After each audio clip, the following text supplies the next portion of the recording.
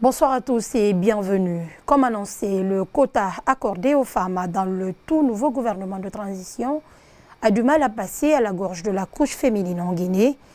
Sur 27 départements ministériels, seulement 6 ont été confiés aux femmes.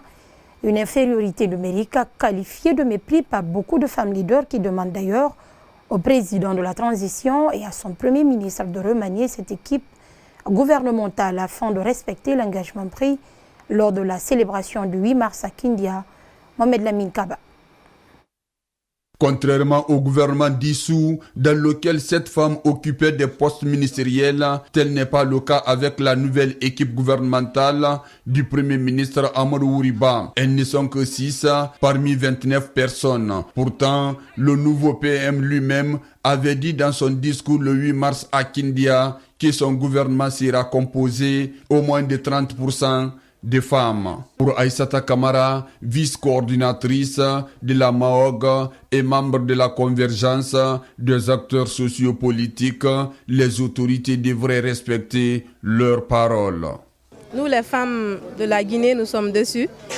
Nous avons même des consoeurs africaines aussi qui sont dessus parce que, ne serait-ce que pour respecter ce qu'il a dit le 8 mars, je pense que le Premier ministre devrait tout faire pour au moins qu'on ait les 30% au sein du gouvernement. Déjà, c'est petit parce qu'on fait plus que la moitié de la population.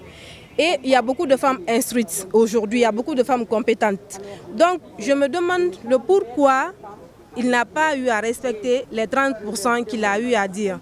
Et si c'est lui qui a pris la décision quand même de composer ce gouvernement, nous voulons qu'il revienne sur sa décision.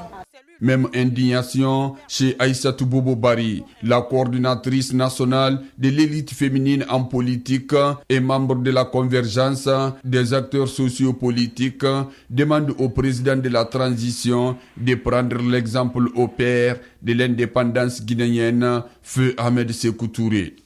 Les 20% octroyés aux femmes, ça a été un choc pour nous femmes de Guinée.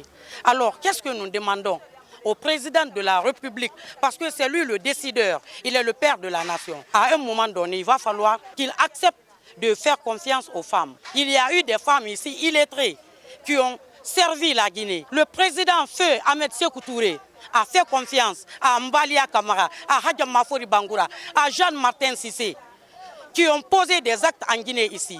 Je dirais au général Mamadi Doumbouya d'accepter de faire confiance aux femmes de Guinée et nous donner des postes de responsabilité, d'arrêter de nous mettre à la queue. Si cette transition se déroule dans la paix, dans la quiétude aujourd'hui, et c'est bien les femmes de Guinée, alors nous demandons un remaniement de ce gouvernement. Par ailleurs, ces femmes se disent déterminées à défendre leur cause jusqu'à ce qu'elles soient entendues et satisfaites.